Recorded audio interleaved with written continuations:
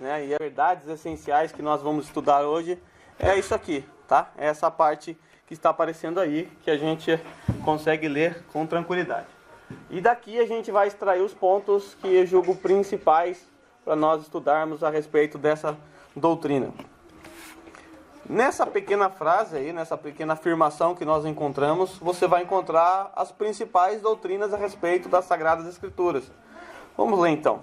As Escrituras do Antigo e Novo Testamento, em seus 66 livros, são verbalmente inspiradas por Deus, dado a nós através de homens santos que foram movidos pelo Espírito, sem erro na escrita original, e seus ensinos não conduzem ao erro. São a suprema e final autoridade como regra de fé e vida. Revela os propósitos de Deus, sendo indispensável para levar os pecadores à salvação, bem como os crentes à santificação para a glória de Deus. Se você conseguir decorar isso aqui, que está aqui, e compreender esses pontos que estão grifados aí para vocês, vocês terão uma compreensão suficiente das Sagradas Escrituras, pelo menos que lhe ajudarão em grande parte a não cair em alguns erros. Então nós vamos ver então, sem ser o Jack Stripador, mas agora nós vamos por partes, né? Vamos picar aqui o texto e a gente vai dar uma pensada no que essa proposição tem a nos dizer. Vamos lá. A Escritura do Antigo e Novo Testamento, em seus 66 livros, são verbalmente inspirados por Deus, dado a nós através de homens santos que foram movidos pelo Espírito Santo. A primeira afirmação, ela começa dizendo que a Escritura do Antigo e Novo Testamento, em seus 66 livros, são inspirados por Deus. A primeira coisa que eu quero que os irmãos tenham em mente é que toda a Escritura, Antigo e Novo Testamento, deve ser considerado por você como a palavra de Deus. Por que eu digo isso? Porque eu já ouvi muitos cristãos afirmarem o seguinte: o Velho Testamento é as Escrituras dos judeus, e o Novo Testamento as Escrituras do cristão. Isso está totalmente equivocado. Toda a Sagrada Escritura, ou seja, os seus 66 livros que nós consideramos inspirados, eles são a revelação de Deus para nós. Aí a palavrinha que aparece aqui é que esses livros eles são inspirados por Deus. Aí nós temos então a doutrina da inspiração dos livros. Esses livros aqui, por eles serem inspirados, isso vai trazer alguns desdobramentos também que a gente vai aprender. Então vamos primeiro entender essa questão de inspiração. O que é inspiração? A inspiração, né, a palavra no seu sentido bíblico, ela significa uma influência sobrenatural do Espírito Santo sobre os autores bíblicos. Então o Espírito Santo, ele age de maneira sobrenatural naqueles homens que sim, eram pecadores e falhos como nós, mas o Espírito Santo age na vida deles de forma que o Espírito Santo garante que aquilo que eles escreveram é precisamente aquilo que Deus queria que fosse escrito. É precisamente o que Deus pretendia que eles escrevessem para a transmissão da verdade divina, podendo por isso dizer-se realmente inspirados por Deus, ou theopneutos. Então, a inspiração, ela parte da ideia de que o Espírito Santo agiu naqueles homens e garante que tudo aquilo que eles escreveram é precisamente aquilo que Deus pretendia que eles escrevessem. Então isso vai desembocar, por exemplo, em uma outra doutrina que nós vamos aprender daqui a pouco. O que não é inspiração? Inspiração não é um ditado, tá? Não é a ideia de que Deus começou a ditar, ainda que em algumas partes Deus ditou, né? Escreve aí tal coisa, né?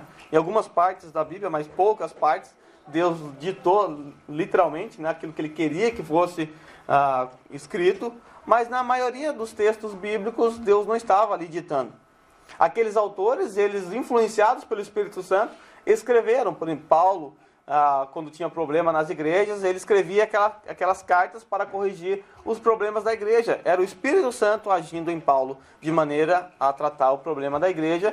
E isso é tão real que até hoje a gente usa as mesmas verdades para corrigir os problemas aqui. Não é uma aniquilação da personalidade do autor.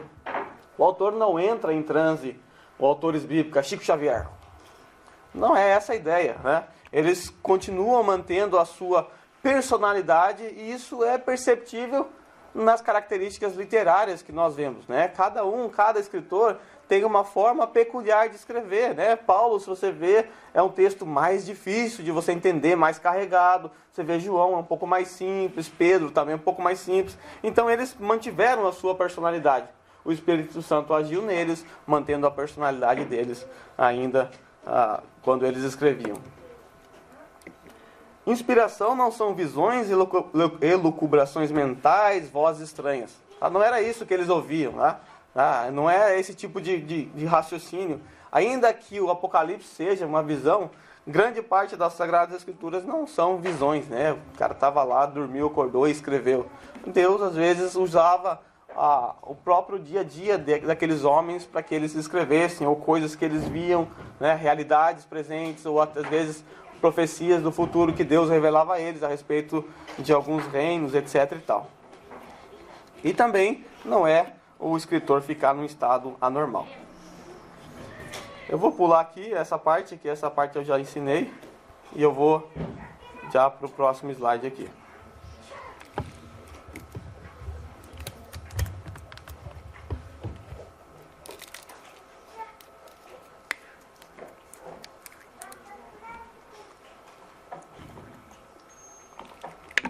Gelado.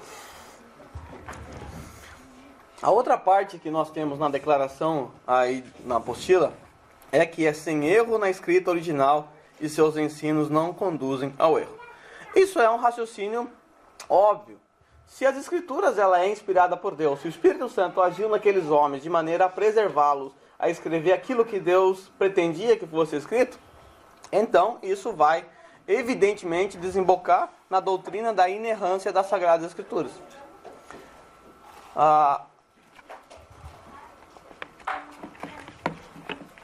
Esse livro aqui contém a palavra de Deus? Sim? Uns falaram que sim, outros falaram que não.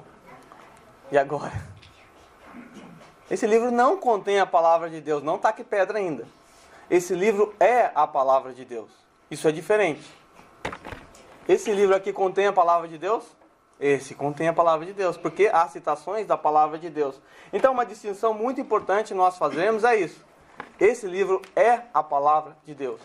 E como palavra de Deus, ela é livre de erro, tá? Ela é livre de erro, e aqui está uma distinção muito clara, que é livre de erro, principalmente no original, né? E nós temos cópias hoje.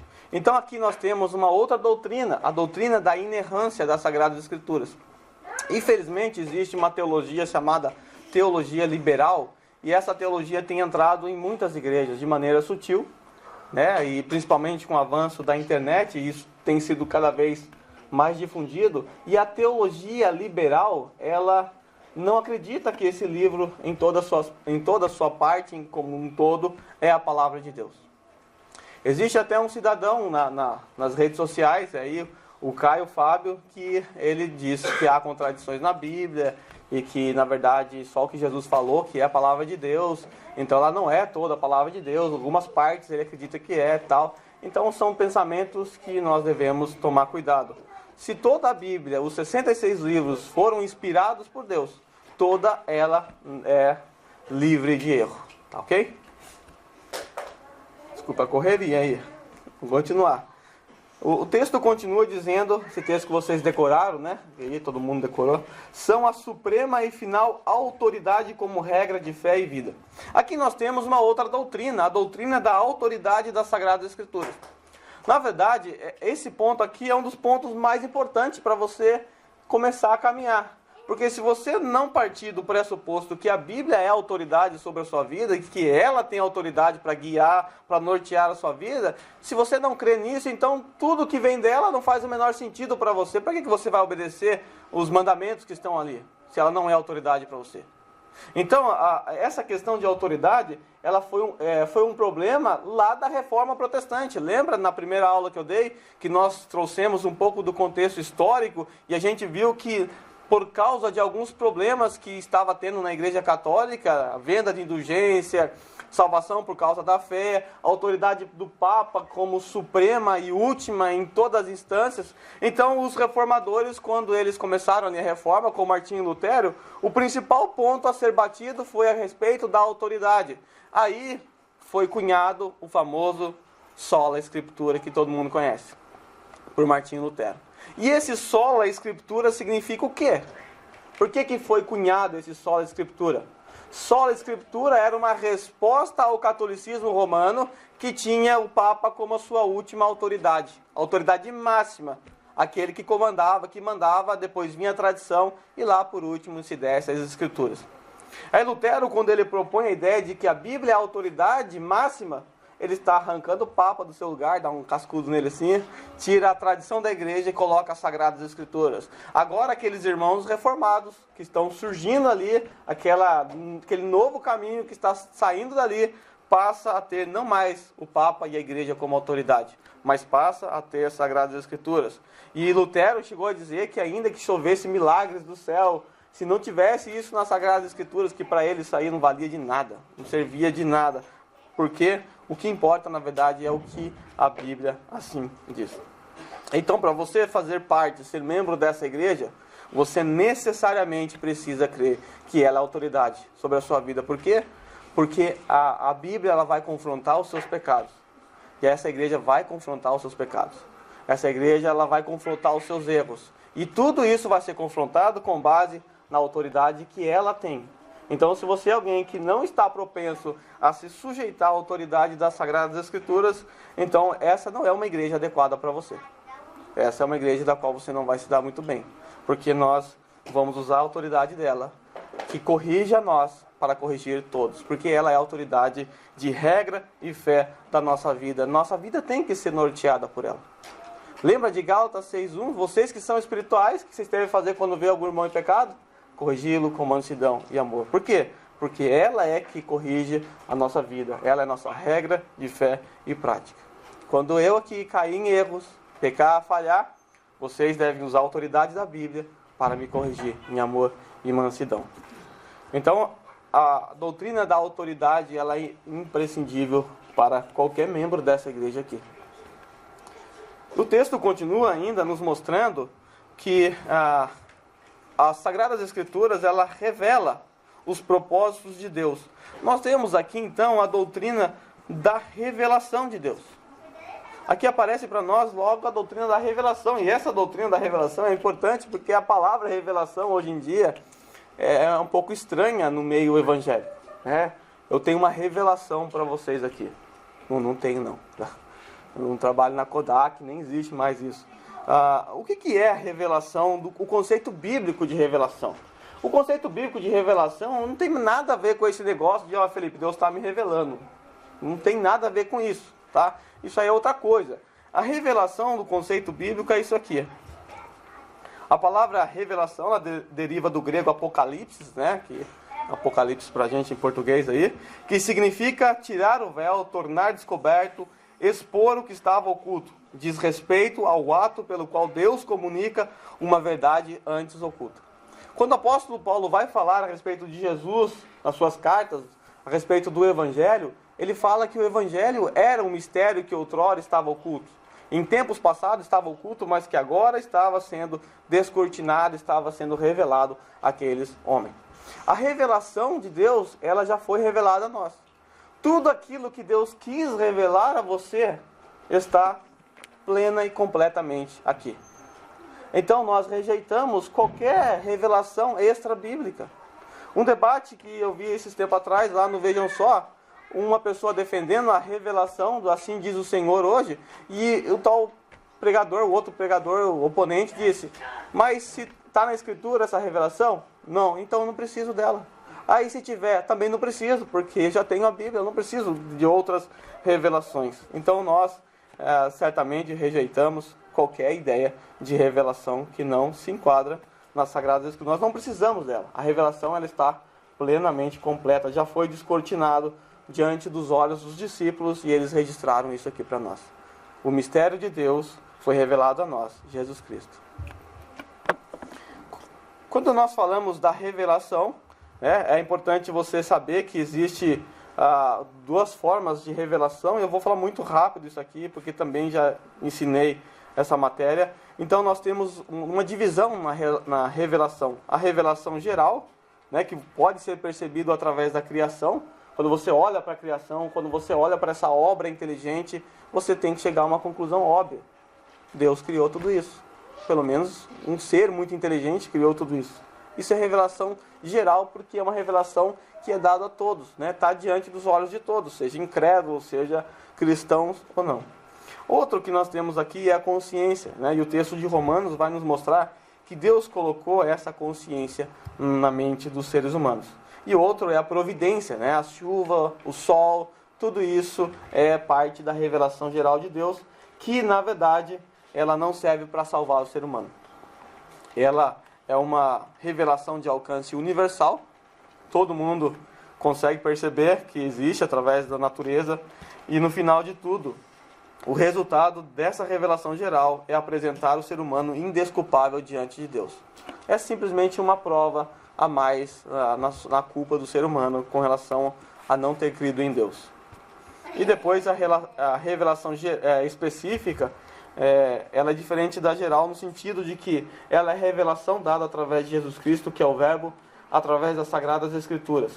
E ela tem alcance limitado, não é para todos, né? Não é todo mundo que passa a ter acesso às Sagradas Escrituras, infelizmente, mas ela produz um resultado muito bom.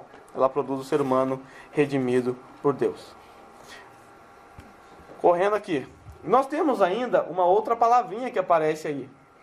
Revela os propósitos de Deus, sendo indispensável para levar os pecadores à salvação, bem como os crentes à santificação para a glória de Deus. A segunda palavrinha que aparece aí é a palavrinha indispensável. Não dá para abrir mão dela. Não dá para negar a suficiência dela. Então eu quero falar agora um pouquinho a respeito da suficiência das Sagradas Escrituras. Esse é um ponto que eu digo assim, cardeal da doutrina das Sagradas Escrituras. É você crer que ela é autoridade e também crer que ela é suficiente para você. Eu fui de um local e nesse local o pastor muitas vezes dava um tapa na Bíblia bem nervoso assim, na hora da pregação, e ficava muito empolgado. Dava um tapa assim, levantava ela e falava que nós tínhamos que viver por ela, que ela era a nossa última regra de fé. Ele falava coisas bonitas desse tipo com relação à Bíblia. Mas na verdade, na prática, ele não cria na suficiência das Sagradas Escrituras. E eu creio que em sã consciência, ninguém aqui teria coragem de dizer: não, eu não creio nas Sagradas Escrituras, eu não creio na suficiência dela. Se você fizer isso, então você está na igreja errada, na religião errada. Talvez o budismo seja uma religião interessante para você. Então, em sã consciência, certamente um cristão genuíno não diria: eu não creio na suficiência das Sagradas Escrituras. Mas eu não estou falando de uma afirmação categórica da qual você sobe no púlpito, ou faz um pronunciamento, ou faz uma carta, dizendo abertamente: eu nego a suficiência das Sagradas Escrituras.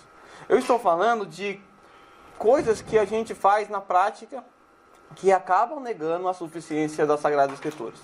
Conceitos que nós recebemos ou que nós aceitamos, que vem da mídia, que vem das redes sociais, que vem de qualquer outro meio, a gente aceita e acaba colocando acima das Sagradas Escrituras de forma a negar que ela é suficiente. A tendência dos cristãos modernos hoje, infelizmente, é colocar a Bíblia mais alguma coisa. A Bíblia mais legalismo. A Bíblia mais moralismo. A Bíblia parece que hoje em dia ela nunca é suficiente. Só a Bíblia não é suficiente. Eu preciso da Bíblia e ter mais alguma coisa. Antigamente, os pais da igreja, os puritanos, os reformadores, eles acreditavam que a Bíblia era suficiente. O que você precisa fazer para que um jovem seja salvo? Para manter um jovem firme na igreja, o que você precisa fazer? Levá-lo a amar as Sagradas Escrituras. É isso que você precisa, assim como um adulto.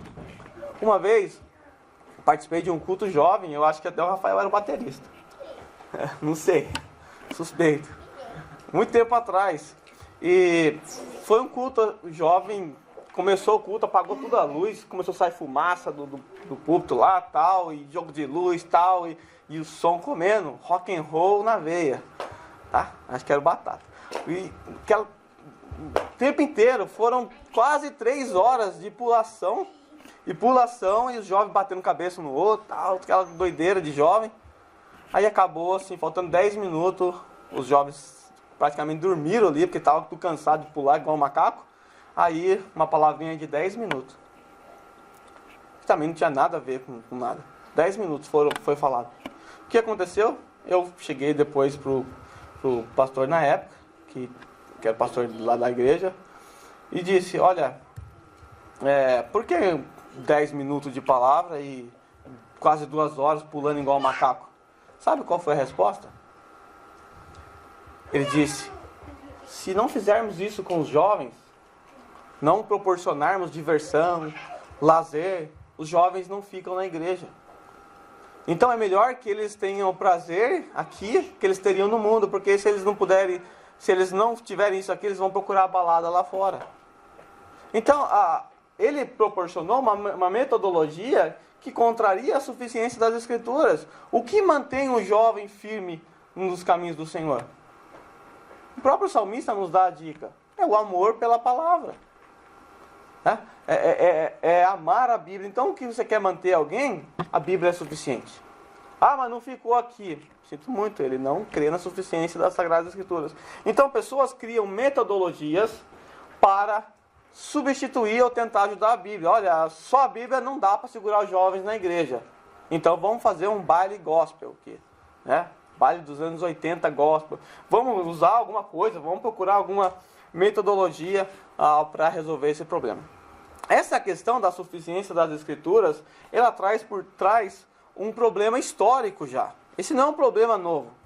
Aliás, os problemas de hoje apenas são problemas antigos que trocaram de roupa. Para tratar desse ponto, então, eu queria falar um pouquinho a respeito do gnosticismo com vocês, que surgiu lá no primeiro século.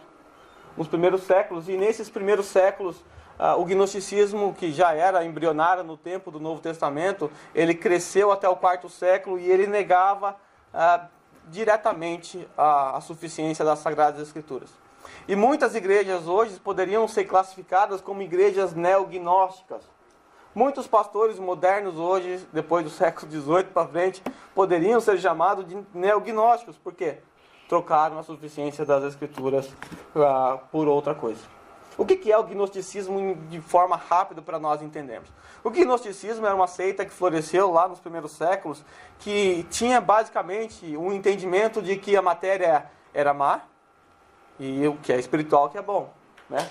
E por causa disso eles tiveram dificuldade com a pessoa de Cristo, porque como é que pode Cristo, que é o ser de Deus, bom, tal, e encarnar? Então eles inventaram umas heresias lá meio estranhas com relação à doutrina de Cristo, que até a gente já viu nas Sagradas Escrituras. E havia também outros problemas dos gnósticos. É difícil você traçar um problema exato do gnosticismo, porque ele teve muitas ramificações. Mas os gnósticos entendiam que eles tinham um conhecimento secreto que os elevava ao nível superior dos demais cristãos. Então eles eram aqueles que possuíam um conhecimento diferenciado, uma categoria mais elevada de cristãos do que o outro que não tinha esse conhecimento. Até a palavra gnosis vem desse conhecimento. E se você olhar para as igrejas que nós temos hoje em dia, você vai perceber que geralmente existe também essa pequena distinção entre os cristãos. Existem os cristãos que estão de uma categoria um pouquinho mais elevada do que aqueles outros cristãos. Aqueles que, por exemplo, falam em línguas estranhas, são considerados batizados com o Espírito Santo, portanto, de uma categoria um pouquinho mais elevada do que aquele que não fala. Uma vez eu fui dar aula, recebi o material para dar uma aula, só que tinha uma cláusula nesse material. Eu li aquilo e quase eu fui proibido de dar aula. Estava escrito que se eu não falasse em línguas, eu não estaria apto para dar aula.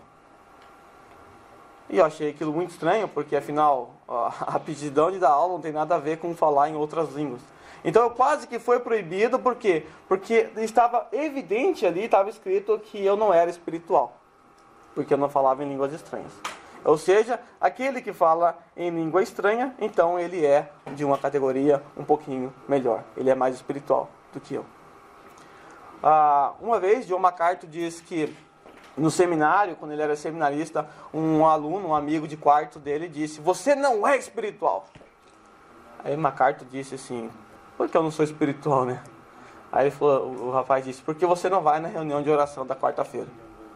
Aí o MacArthur falou assim: "Mas eu oro a semana inteira, eu tenho outras reuniões, eu vou na oração na terça." E ele, não, mas na quarta-feira todo espiritual tem que ir. Então, no conceito dele, uma categoria mais especial de pessoas é uma categoria de pessoas que vai na oração de quarta-feira, ainda que ele não ore mais o resto da semana. Mas ele foi ali. Então, percebe que é Cristo, é as Sagradas Escrituras, mais um pouquinho de legalismo. Você tem as Escrituras, mas você tem que ir lá para você ser espiritual. Você não tem que ir na reunião de quarta-feira para ser espiritual. Você não tem que vir no culto para ser espiritual. Você vem no culto porque você é espiritual. Essa é a diferença. Então, o gnosticismo, ele foi um movimento que trouxe grandes problemas e um movimento que desdenhava os cristãos que não criam como eles, como chamava eles de simplistas, de não espirituais, e assim que eu sou chamado às vezes por aí, tá? De não espiritual. Mas isso não vem ao caso. E nada define melhor o neognosticismo dos dias de hoje do que a fascinação da igreja pela psicologia humanista.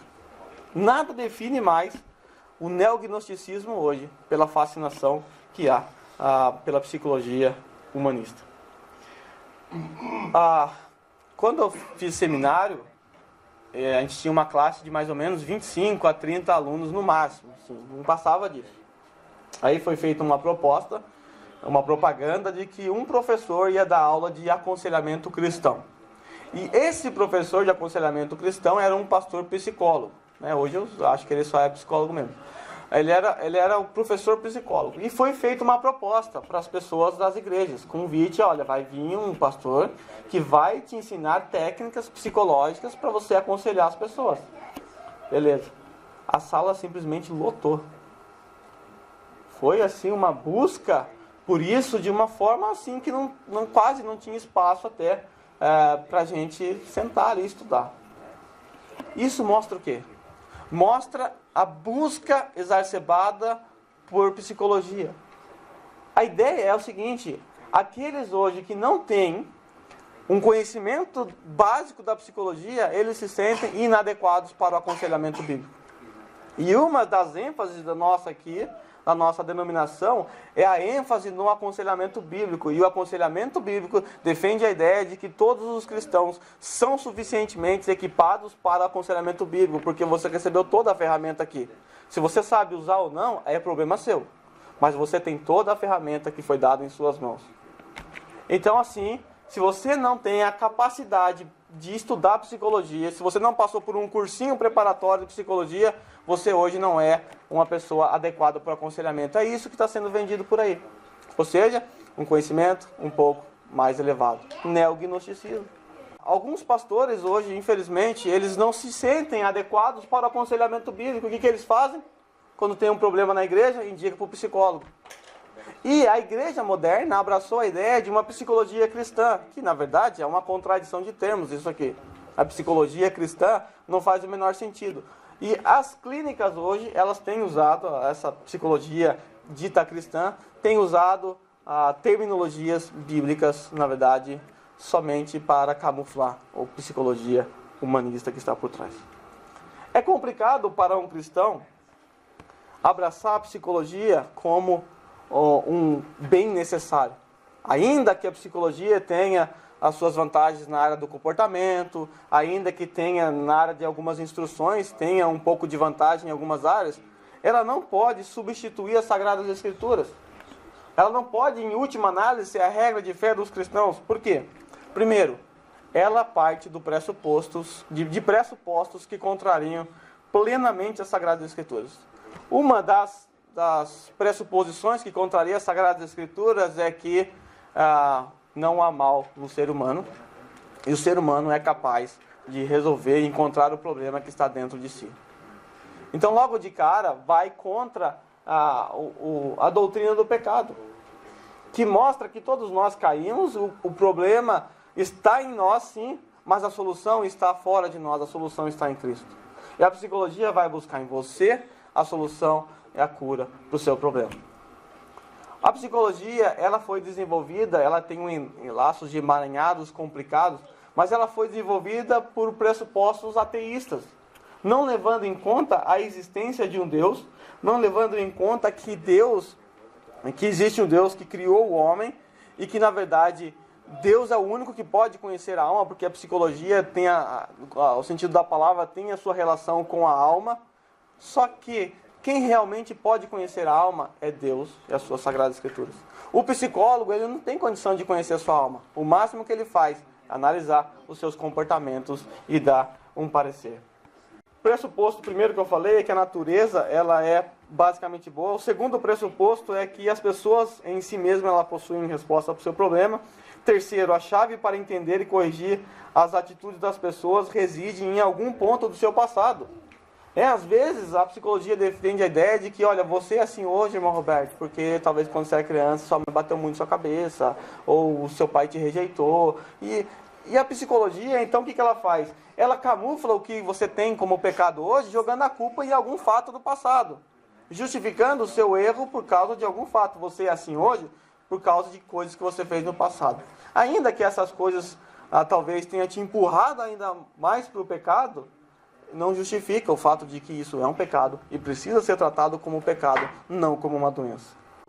Os problemas humanos podem ser meramente psicológicos quanto à sua natureza, não vinculada a quaisquer condições espirituais ou físicas. Então, geralmente, os psicólogos tratam já na questão de doença mais do que entender que o ser humano ele também é um ser espiritual, um ser físico. Então, pode ser que haja problemas físicos, pode ser também que isso seja problema espiritual, e problema espiritual você só resolve com Sagradas Escrituras. Para os psicólogos modernos, a Escritura, a oração, o Espírito Santo são recursos simplistas demais e inadequados para a resolução de certos problemas. Então observa o ponto aqui. Se você tem alguém com problema na sua igreja e você tem aqui em suas mãos a ferramenta toda necessária, suficiente, a regra de fé que pode te moldar, que pode moldar o seu caráter, que pode te ajudar, e você joga essa pessoa para um psicólogo, isso significa que na verdade você não crê que isso aqui seja suficiente na prática. Você está depositando a sua confiança em psicólogo. A psicologia surgiu no século XVIII. Então, como é que era tratado os problemas emocionais, problemas das almas que as pessoas tinham no passado? Como os puritanos tratavam? No aconselhamento bíblico. A Bíblia, ela é suficiente. Tá? A Bíblia é suficiente. Então, essa dia, ela tem, infelizmente, entrado para o seio da igreja, e eu presenciei isso até mesmo com meus próprios olhos lá no seminário, quando muitas pessoas foram em busca de um conhecimento ultra secreto, aí, né? Um conhecimento a mais. Uma outra praga que mina, na verdade, a suficiência das Sagradas Escrituras é o pragmatismo. O que é o pragmatismo, em poucas palavras? O pragmatismo é aquela ideia do que aquilo que funciona é o certo. Deu resultado, isso aí deve ser o certo. Então, se não deu resultado, então Deus não está muito benevolente com a gente, Deus não está muito legal, aí acho que a gente tem que mudar de plano. E esse conceito de pragmatismo é realmente uma praga, né? Apesar do nome dizer pragmatismo, é uma praga. Por quê? Porque a igreja acaba moldando, acaba observando e se moldando a partir dos resultados. E se você for pragmático nas últimas... Não sei traduzir pragmático. Se você for traduzir o pragmatismo às últimas consequências, levar o pragmatismo até as últimas consequências, você vai chegar à conclusão fatal de que Edir Macedo, Valdomiro Santiago, esses aí são uma bênção de Deus. Por quê? Olha quantas pessoas estão lá. Olha lá, dá resultado. Olha lá, as pessoas até são curadas. Olha os resultados. E se você olhar para algumas igrejas perseguidas, que são fiéis às Sagradas Escrituras, que constantemente têm as suas portas fechadas, trancadas, e pessoas morrem ali, você vai falar, que tragédia. Nenhum resultado, Deus não está com eles. Se você olhar para a igreja primitiva com esses olhos pragmáticos, você vai chegar à conclusão de que Deus não estava com eles, porque eles eram perseguidos. Então o pragmatismo, em última análise, ele é complicado. Mas quando o pragmatismo é prejudicial? Porque, em certa forma, todos nós somos pragmáticos. Você está dirigindo, você percebe que a rua está um trânsito e tem uma avenida do lado que está mais livre, o que você faz? Não vou ser pragmático, eu vou ficar aqui. Não, opa, não está funcionando essa via, eu vou para cá. Então, a gente é pragmático em certo ponto. E não há erro em ser pragmático. A gente tem que avaliar as questões e tomar as melhores decisões. Mas quando o pragmatismo é prejudicial? Quando ele é usado para formularmos juízos acerca do certo e do errado. Se você usar o pragmatismo para formular juízo acerca do que é certo e errado, aí você já foi pro brejo. O que é certo para a igreja? Você vai avaliar para a igreja. É certo colocar dança na igreja aqui? Vamos pensar. É certo? Bom, se você partir da ideia de que é certo porque dá resultado, você está sendo um pragmático ao extremo. Aí, você tem que olhar para a dança. Vamos fazer um juízo acerca da dança. É errado ou certo? Você vai olhar para as Sagradas Escrituras e você vai perceber que, na verdade, quando nós olhamos para as descrições daquilo que nós devemos fazer como igreja, você vai ver que não há espaço para aquilo ali.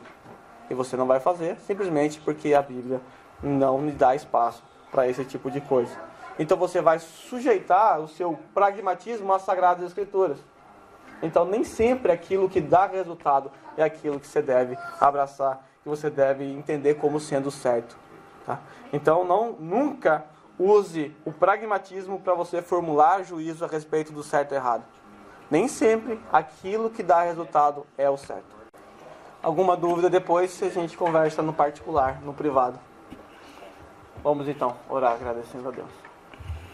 Seu Deus, nós te agradecemos porque o Senhor concedeu a nós aquilo que precisávamos e o Senhor nos deu de forma completa e segura, que é a tua palavra. Senhor, sabemos que ela é a autoridade máxima sobre as nossas vidas e nós devemos nos guiar por ela. Nos ajude, Senhor, a vivermos como quem realmente se sujeita e confia que ela é suficiente, que ela é a autoridade sobre as nossas vidas. Nos ajude, Senhor, a apreciá-la cada dia mais, a amar a tua palavra, a dar prioridade a ela e a nos esmerar, Senhor, no estudo dessa palavra. Obrigado porque o Senhor, através de homens no passado, permitiu que essa palavra chegasse fielmente em nossas mãos, de forma a nos guiar, nos direcionar e nos servir de regra. Eu agradeço pela vida dos meus irmãos aqui nessa manhã e agradeço também porque o Senhor nos deu esse espaço e o culto que teremos também. Nós te pedimos por tudo isso, te agradecemos. Amém.